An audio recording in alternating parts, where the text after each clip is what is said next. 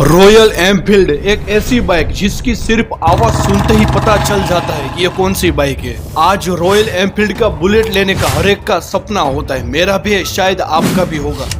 लेकिन क्या आपको पता है कि ये बुलेट बनाने वाली कंपनी एक टाइम पे बंद होने वाली थी, लेकिन उसे एक इंडियन ने बचाया था। और रॉयल एनफील्ड पहले सुई बनाती थी और ये सुई बनाने वाली कंपनी आज इंडिया की नंबर 1 बाइक बनाने वाली कंपनी कैसे बन गई, तो चलो जानते हैं।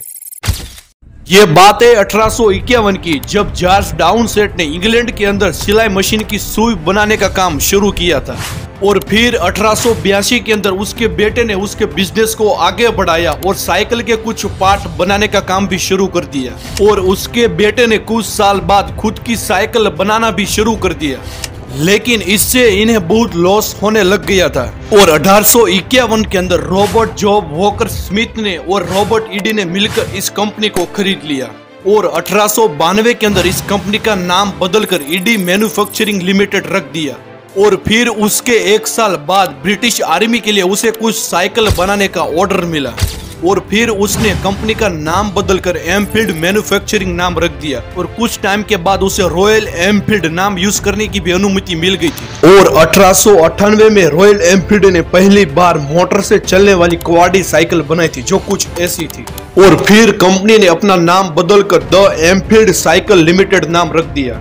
और 1901 में कंपनी ने अपनी पहली मोटरसाइकिल को लंदन में स्टैनली साइकिल शो में लॉन्च किया और सभी लोग इस मोटरसाइकिल को देखते ही रह गए।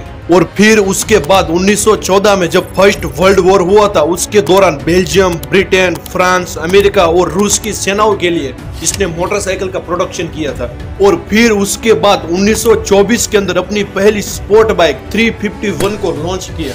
और इस स्पोर्ट बाइक के अंदर गियर को पैर से बदलना पड़ता था। और उस टाइम के अंदर 18 एकड़ में फैली हुई रेडिच कंपनी के अंदर आग लग गई थी। वो तो वहां पर जल्दी फायर ब्रिगेड पहुंच गए और जल्दी से आग सारी बुझ गई थी। और फिर होता है 1932 में बुलेट का जन्म। इस बुलेट को पहली बार लंदन के ओलंपिया मोटरसाइकिल शो में प्रदर्शित किया था। फिर उसके बाद 1933 में जॉब वॉकर स्मिथ का निधन हो जाता है और फिर उसके बेटे मेजर फेब स्मिथ को एमडी बनाया जाता है। फिर आपको पता होगा कि 1939 में सेकंड वर्ल्ड वॉर होता है। तब बहुत कंपनियों को मोटरसाइकिल की जरूरत होती है और तब इसने कई देशों के लिए मोटरसाइकिल बनाई थी। और इनमें से भी सबसे ज्यादा 125 सीसी एयरबोर्ड मोटरसाइकिल को बनाई थी। और फिर सेकंड वर्ल्ड वॉर के बाद 1949 में कंपनी ने 350 सीसी और 500 सीसी के मॉडल को यूके में लॉन्च किया। और इन दोनों बुलेट की खास बात यह थी कि इन दोनों बुलेट में एक जैसा फ्रेम, स्विंगिंग आर्म, सस्पेंशन और गियर बॉक्स और ऐसी सारी बातें सेम थी। और फिर एक Indian businessman KR. Sudarshan Iyer को एक बुलेट ये बहुत अच्छा लगा और इसने सोचा कि इसे ब्रिटेन से इंडिया लाना है। और बुलेट को इंडिया में लाने के लिए इसने मद्रास मोटर कंपनी की शुरुआत की। और फिर 1952 में इंडियन सरकार ने इंडियन आर्मी के लिए 800 बुलेट का ऑर्डर दिया था और वो उस जमाने के लिए बहुत बड़ा ऑर्डर था। और ये 800 बुलेट का ऑर्डर पूरा करने के लिए रॉयल एनफील्ड को इंडिया में असेंबली यूनिट बनाना पड़ा।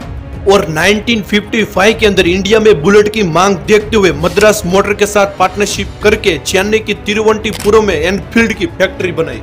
और इस फैक्ट्री के अंदर एक साल के अंदर 163 बाइक बनती थी। लेकिन 1967 में कंपनी के पास सिर्फ 2 मॉडल बचे थे और ये बहुत कम लोग इस मॉडल को ले रहे थे। उस टाइम के अंदर राजदूत जावा बहुत बिकती थी और सभी लोग इसको ही ले रहे थे। फिर 1993 में कंपनी ने फर्स्ट डीजल इंजन वाली बाइक को लॉन्च किया। लेकिन 1994 आते तक कंपनी को आर्थिक तंगी का सामना करना पड़ा और यूके में कई कारखाने थे जो सभी बंद करने पड़े। लेकिन इंडिया में बुलेट बनाना जारी रखा, लेकिन ये भी ज्यादा दिन तक नहीं चला और कंपनी को बहुत लॉस होने लग गया था। और मार्केट में कई सारी गाड़ियां आ गई थी जिसकी वजह से बुलेट को बहुत कम लोग ले रहे थे। और जब अंत में बहुत लॉस होने लग गया तब 1994 में इंडिया में ट्रैक्टर बनाने वाली कंपनी आयशर ग्रुप को कंपनी को बेच दिया। और आयशर ग्रुप ने इस कंपनी का नाम रॉयल एनफील्ड मोटर लिमिटेड रख दिया। आयशर ग्रुप को लगा कि इसकी हम इंडिया के अंदर मार्केटिंग करेंगे तो इंडिया के मार्केट में ये गाड़ी चल सकती है, लेकिन ऐसा कुछ भी नहीं हुआ।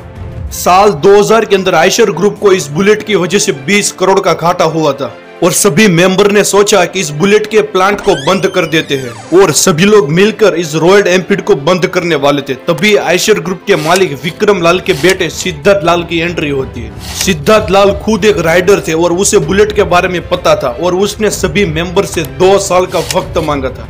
और वो आयशर ग्रुप के सीईओ भी बन गए थे। आयशर ग्रुप के अंदर 15 बिजनेस चलते थे, उसके अंदर ट्रैक्टर बनाना, ट्रक, फुटवियर, गारमेंट और मोटरसाइकिल के बिजनेस थे। लेकिन सिद्धार्थ लाल ने 15 में से 13 बिजनेस को बंद कर दिया और ट्रक और मोटरसाइकिल बनाना सिर्फ शुरू रखा। सिद्धार्थ लाल का मानना था कि बहुत सारे बिजनेस करने से अच्छा है कुछ बिजनेस में मार्केट लीडर बनना। सिद्धार्थ लाल खुद एक राइडर थे और उसने रॉयल एनफील्ड को हजारों किलोमीटर तक चलाया और सारे स्ट्रेंथ और वीकनेस दोनों को पहचाना।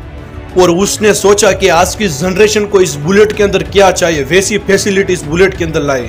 उसने बुलेट के डिजाइन को अच्छा किया और पावरफुल इंजन डाला और लुक भी बहुत बढ़िया कर दिया था। और फिर सिद्धार्थ लाल ने रॉयल एनफील्ड के कई सारे मॉडल को लॉन्च किया। जैसा भी आपको मॉडल चाहिए आज रॉयल एनफील्ड के अंदर आपको मिलता है। और एक टाइम पे रॉयल एनफील्ड की सेल जो गिर गई थी वो अब ऊपर आने लग गई थी।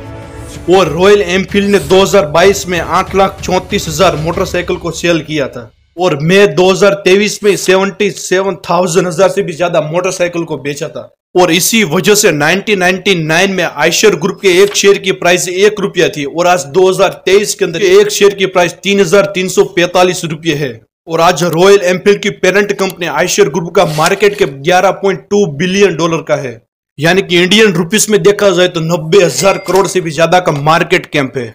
और आज रॉयल एनफील्ड पूरी दुनिया के अंदर धमाल मचा रहे और सभी लोग इसको लेना चाहते हैं। और क्या आपके पास रॉयल एनफील्ड बाइक है? कमेंट में जरूर बताना। और ऐसे ही केस स्टडी वीडियो जानने के लिए चैनल को सब्सक्राइब और लाइक दोस्तों जरूर करें। और हीरो स्प्लेंडर इंडिया के अंदर इतनी ज्यादा फेमस क्यों है उसके बारे में अगर आपको जानना है तो आप ये वीडियो देख सकते हैं। जय हिंद, वंदे मातरम।